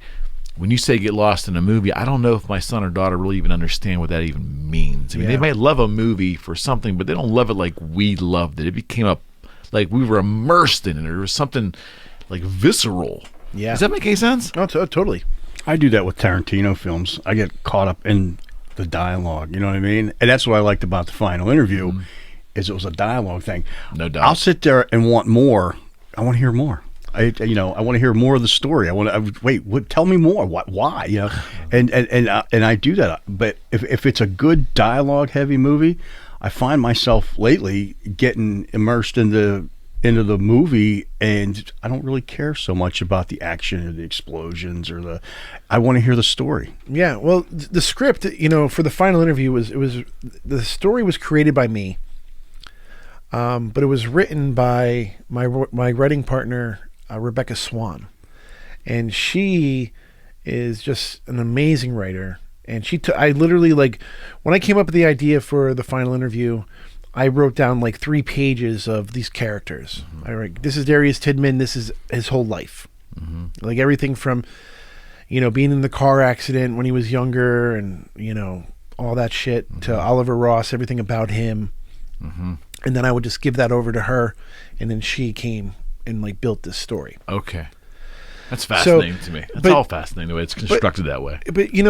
And that's what you need. You need a good foundation, like anything. You need a good foundation if you want your house to last 100 years. You need a good writer if you want your movie to be good. You want a good writer if you want your songs to be good and timeless.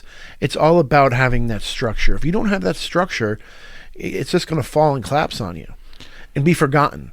Uh-huh. And as an artist and somebody who loves movies, and especially movies that have been around and stand the test of time, I strive for that, Mm-hmm. It's if I feel like a shot is not good or the dialogue's not good, I'll work on it, or I'll get it out of the fucking movie. It needs to be perfect as I can make it, mm-hmm. For what I'm working with, because I'm not working with millions I can't.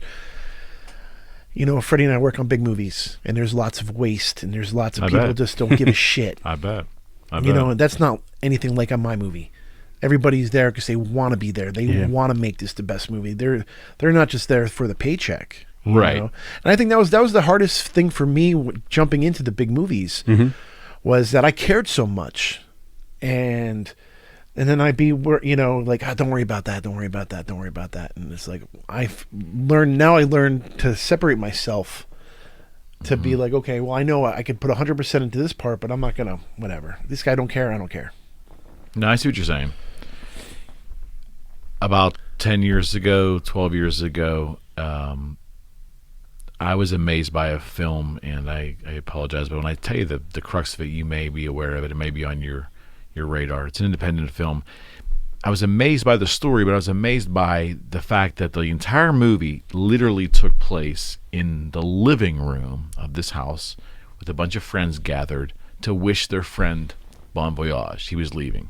He was a college professor. I think the story was basically this man got these people together to say goodbye to them, that he was leaving, but he told them this fantastic story that he is a man that has never died.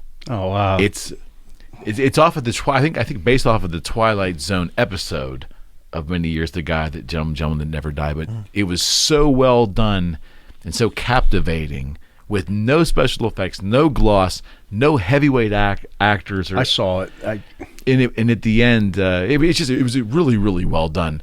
But it was my first time that I examined a movie for what it didn't give me. And I was left wondering, why am I so captivated by this? And of course, it was the story. And I could actually admit that to myself. I wasn't going to a movie, Fred, to numb myself. I'm going to go see Star Wars. I'm going to get bombarded with all this shit. And there's a storyline weaved in there that, and in the end, the good guys won. The Man from Earth is the movie. Man from Earth. Yeah. And I was so captivated by the story of this. And I said to myself, I'm not a movie maker, but I don't think they could have possibly spent more than $20,000 outside of salaries, I'm sure, but there was nothing. It was literally like a room like this, right? Yeah. And a kitchenette, and they ended the movie him hopping on a pickup truck in front. But it was amazing. I could realize that as a consumer of media, Fred, that was what got me this story. It was one of the very few times I said, wow, I've been captivated by probably an amateur filmmaker, but the story. Yeah. Well, he obviously did his job. And, for me, the final interview, I knew I didn't have a lot of money, and I had to make it in the, okay, it's all going to take place in this one room, right? But I had to open it up, so that's why you see in the prison. Oh yeah. Again, but it works though. It had to. It works. Yeah. Well, and that's why when I watching your film, I kept going back to that movie. Like, this is how I've had the same experience prior. And where was it? And I couldn't remember the name of the film, but that was it. That was exactly it. I never even made it to IMDb. I just it popped into my head. Yeah, I couldn't remember the name of it, but it was the same thing where the story was so damn good and compelling that, and it goes to show from a consumer standpoint that we don't need a lot of that gloss, and a lot of that gloss, would you not agree, sometimes covers up weak stories. What's the storyline for a lot of these big sci-fi movies? Not all the storylines are really that good. No, They might same thing rehashed. It's all the same thing. Yeah. It's all the same thing with just different characters. Yep. It's all rehashed. Avatar, it's Dances with Wolves on a different planet, man. Yeah. And that's exactly what it is. That's unbelievable. You know, if you look at the characters and what happens and what they're fighting for, and that's what it is. There's nothing original anymore. And if you can have a good story, you don't need to have all these. Yeah. Look, Going back to our hero, absolutely, George Romero, Night of the Living Dead. Takes place in one set, a farmhouse. Mm-hmm. You know, Dawn of the Dead, and biggest independent, film grossing, at its time, one spot, the mall. You know what I mean? You don't need to jump around all these, but the story was there, and it's a central location. Even like Saw, those cats knew that they didn't have any money. They didn't have the money. I was just going to say, it wasn't the first Saw somewhat filmed with One very room. limited. Absolutely. Yeah, one room. Here's $20,000. Yeah. One room, and let's see what we can do with it. No, but it's good writing. And if you look, like, Lee, who wrote Saw, he just did that new Invisible Man movie. So I mean, like, just watching that dude's career go. Mm-hmm. But again, it's if you have a good structure and you have a good foundation, like a good script, like you'll make something that's timeless. You don't need that money. Mm-hmm. Like the movie Silence the Lambs, the essence of that movie is the dialogue between Anthony Hopkins and Jodie Foster, right? The essence is their interaction. There's other scenes, but they don't. The essence is his communication with her. Would you not agree? Oh yeah, Yeah. Like, I get it. It comes down to good writing. If you have a good story, you can the story speaks for itself, and everything else on top of that's just See, the special effects in regards to not what you're doing exactly, but the special effects that we are inundated in mainstream is almost like a cheat in a lot of ways. Oh, It's yeah. not Right? No, what he does is real. With makeup and Well, stuff it's like organic. that. It is real. Yeah. Never in my whenever I'm shooting, I'm never like, hey, we'll fix that in post. Yeah. No way. Yeah, how about that? Yeah. But that's what, when you have billions of dollars, you can take out a wall, or if there's something wrong there, you can fix any of that stuff. Some of these actors in these big Hollywood movies, so for instance, The Final Interview, that's real acting. Like Granger Hines, when on day one, they did 18 pages off book. Wow. 18 What pages. does that mean? What does that mean? So we shot 18 pages of dialogue Okay. in one day. Okay. That's huge. Okay. We do what if when we look at a movie, if you can do Two or three quarters a Really? day. Yeah. Oh yeah, Wow. that's rough. Yeah, so one of the things when shopping the script around for The Final Interview, I knew that some actors might be intimidated by this, because when you read a script and it's just pages and pages of dialogue instead of pages and pages of action, Got it. most actors can come in and be Got it. say their 3 lines, cut, say their 2 lines, cut, not dialogue after dialogue, remembering. That's old acting. You think about the guys from the past, acting, that's it's like theater. The Final Interview is almost like a play. Well, that's Kill a what Mockingbird. I think about that movie, like the strength of the characters, the interplay that carries that story is just. And that was probably the same kind of thing too. Those cats remembered their lines, and it's old style acting. You go in there and do it. When like he was saying about The Final Interview, it is. It's like I worked summer stock at Little Lake, the little theater right there, and you had the people sit around you, and it was a little square. That's exactly what the set reminded me of, was doing theater, and that's what it is. And that's why I think. And even the way it's shot is like a play. You never see. It's because I didn't have it. I'm literally in a corner of a room with a table. So like, there's other characters, is the the makeup artist, the producer, all his assistant. Yeah. They're all sitting there, and you see them when I want you to see them, but they're not important. Got it. They're not. Got it. It's all about focusing on these guys, and it's all shot like this way or just over their shoulders. That is such a leap, though. Leap is a terrible word to use. Oh, I guess a leap. It's a leap into a different style for you. Oh yeah. Yeah, that's a leap, man. That's like. Well, making it, I never seen anything like it. And when we were making it, I had a few people be like, "Hey, this is kind of like A Dinner with Andre," and I'm like, I never saw that movie, and so I didn't really have anything to kind of like reference. Right. I'm like, are people going to be bored? This is like two guys talking. So that's why when the Rhonda character was introduced with the script from Rebecca, because she wasn't in my original concept. Okay. Pretty much, for me to make this movie, I wanted to make this movie for $10,000. Okay. And I knew I can do that if I just shot it like a television show, like with 2 cameras, boom, done. But when Rebecca came back with the script and she added this other character in there, and I'm like, oh my God, now it's going to cost me more money because now I need another name for this actor. But I loved it so much more because it really added another layer to it. Sure. And she's being Oliver's ex-wife, and there's that the drama going on, and Tidman can't hear what she's saying in his ear. I mean, it gives that interplay again. It gives layers to this instead of 2 people talking to each other, and that's really what it is. But it had to be good. Her looks, her dialogue, all that stuff really worked together to tie everything in. That's awesome. What? Good. I'm sorry. No, it was awesome. It's a great dynamic to it. Like you said, it adds layers. What you've taken it out and you've played the circuit. Yeah. All right. How have the reviews been? What are the plans coming up for the release of it? So it won a few Best Pictures out on the road. Granger won a few Best Actor. Right now, I'm releasing it myself. Okay. So I'm doing 1,983 copies of this special edition. Okay.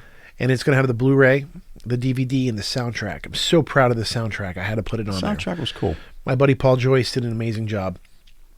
And then, by me selling these movies, this will help me make the majority of my budget back. Okay. And then from there, maybe I'll stream it.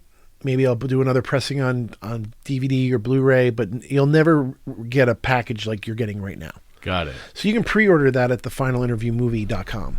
Finalinterviewmovie.com. Yeah. And I've ordered mine. I'm gonna go home and order right now. Yes, it's money coming right back to me. Yeah. And that's Well, here, I'll just hand it to you now. and that's Cut the middleman out. Well, that's the thing. That's that's what has to come down to, because a lot of these distribution companies don't want to give you any money, and then you don't know if they're fudging their books. Yeah, exactly. Yeah. So, but it's harder that, yes, I got to pack your, like when you're getting a movie from me, if it was toe tag or if it's the final interview, like, I'm packing that shit. Yeah. I'm usually the guy mailing it out. What's funny is that's the Zach Wilde beginning of Black Label. We had all the stuff in the garage, and he'd he'd practice, do everything. I'm gonna mail some T-shirts out, and we'd pack the T-shirts. That guy packed his own T-shirts, but that's the way to do it. If you want to, and he's successful. Right now, and that's how you want to do it. And that's dedication to what you're doing. No, because I love my fans. I got the best fucking fans in the world. They got tattoos on them. Yeah, they get my face tattooed on them. Think about that. Every single one of my movies, somebody has even the final interview. There's a guy out there with a final interview tattoo. That's awesome. Every single movie. That is so cool. I gotta see those, man. I want to see those photos. Yeah, absolutely. Yeah. It's crazy because I have Frankenstein and all the stuff that inspired me tattooed. So for me to make art that inspired somebody so much that they want to tattoo that on their skin, it's insane. That's just the power of art, and that's why art is such an important thing for all of us. No question. That's why I always have a hard time with people who just don't like art. You don't have no pictures hanging in their house. There's no artistic style anywhere. It's sad. We've had that conversation about people that don't like music. We don't know many, but there's some people who just don't I know a couple that just don't. It does nothing for them. Like No. I don't even know how that's even possible.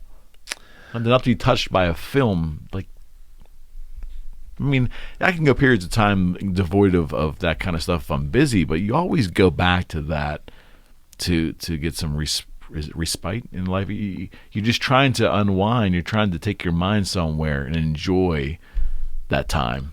I mean, that's what films are, right? Yeah.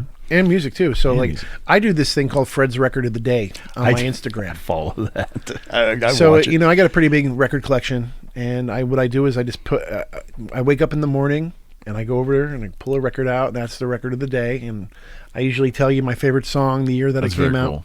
I was going to ask you about it because I was going to, I didn't know if we should do it on the thing, but Yeah, absolutely. I look forward to seeing what his record of the day is going to be. Is he stumping you? No. Okay. My dad had a huge collection. Okay. He's got a lot of but I like it. I mean, it's It's really grown. Like I get people writing me all the time, being like, "Oh man, like your record collection is, the best," because it's one day it could be Waylon Jennings, the next day it could be Public Enemy, the next day it could be Slayer, the next day it could be Right. the Ramones, it could be the Footloose soundtrack, you name it. Right. I got pretty much everything except modern country. It's just that's not my bag. Yeah. But my goal is just for people to listen to that record. Like go onto your Spotify or Right. whatever, however you can find it. Listen to it. See why it's my record of the day. Expose yourself, and that's the thing too. There's we should evolve as humans to understand that nothing is gained, nothing is benefited by rigidity, and you're missing out on so much of life. Yeah. And I think there's I don't know why. I mean, we run into it. There's rigid Yeah. people all Oh, the yeah. time. Like they don't even. Have you ever tried it? I can't stand that. Well, have you ever tried it? Yeah. That's like people who don't like sushi. I don't like green eggs and ham. Oh, I can't eat sushi. Oh, it's disgusting. can't eat it, like- yeah, it's like, well, here, start off with the rice. Here's a California roll. Like, take baby steps. Yep. Like, get the whole I'm eating raw fish out of there. I'm because- trying that with some of your older movies now, so Yeah. bear with me. Fred's got me on his schedule. No, it's funny. The Final Interview is the first movie my mom actually sat through, like, the whole thing. Oh, course. really? And it was I really understand. important for me to make that movie for that reason. Yeah, I get it. Because, I get it. again, when I talk about toe tag a lot, I talk about we're very punk rock. Like when you're punk rock, like when I first started toe tag, we were all living together in the same house. Yeah. We were all doing, our goal was to go out there and make the sickest movies, to spread the word about Right. it. We called it spreading the sickness. It's like, let's go spread the sickness and turn people on to toe tag. And, we used to wear like white lab coats with blood splattered on it. I mean, it was a gimmick, again, wrestling, Kiss, like Yeah. all the stuff that I loved. Yeah. My business card was a little toe tag. Now that just like punk rock evolves, Henry Rollins, who Yeah. was badass in 1983, you know what I mean? He's He's an not- intellectual now. Yeah, well, that's the thing. That's what happens in life. It's like I still have Johnny Rotten. I still have my punk rock roots and attitude and how I feel about things, but like, I don't have to. I'm not that angst kid. Yeah, exactly right. I can take it easy now. Absolutely. That's life, though, in It's life. general. Yeah, Exactly. and it's funny, though, that I find that the intellectualism that comes from those folks when they're older is really spot on. Yeah. Those who have dealt with reality and harshly they've refined well. Yes. No, for sure. I'm so. You guys know about Gigi Allen? I was going to bring him up 20 minutes ago. I know of him. Yes, I do. So Yes, I do. I'm friends with Gigi's brother Merle, Okay. and I remember the Murder Junkies they were playing in Pittsburgh, and they needed a place to stay. Okay.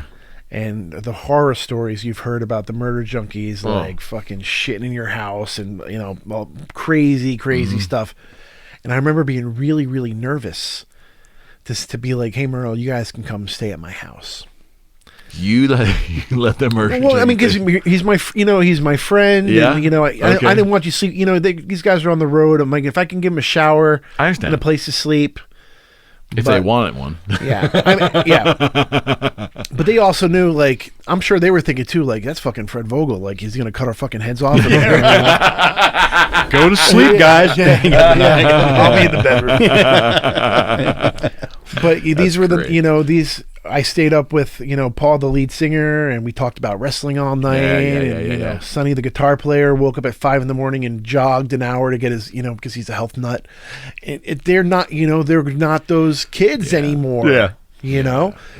And I think that just comes with all of us. We were still hardcore and, our art, but as people, you kind of relax a little bit. Well, Freddie turned me Loosen on to the that. grip.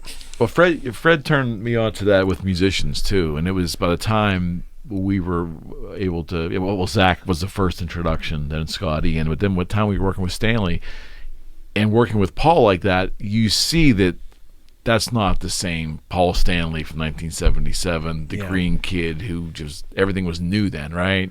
Things changed; they were fine. You don't lose your love for what they did and their art. But the person behind the art is different. I think that's the nuts and bolts of it, right? Yeah. No, I'll still trash a hotel room. I'm not an artist. You ain't ever gonna change. It's a lot of fun, buddy. I really appreciate this. I would love to have you back too. And next time you come back, I want to go deeper into some of the movies, some of the techniques, because I personally am fascinated because I have a connection to the Savini family. Mm-hmm. Not anywhere the depth that you do, but I know of them, and that whole, it's such an art. It's terrifying to me because I wonder about where your brain has to be to come up with that stuff. But as a young person, we were always just fascinated by Tom Savini. Yeah, fascinated, and you actually knowing him and being one of his contemporaries now, but working and being, were you one of the first students there, or one of the first teachers there? Yeah, I was one of the first teachers. Yeah, amazing. Yeah, I want to dive into that next time we get a chance. I was 22 years old. Amazing. Yeah, 22, 23. Amazing. So,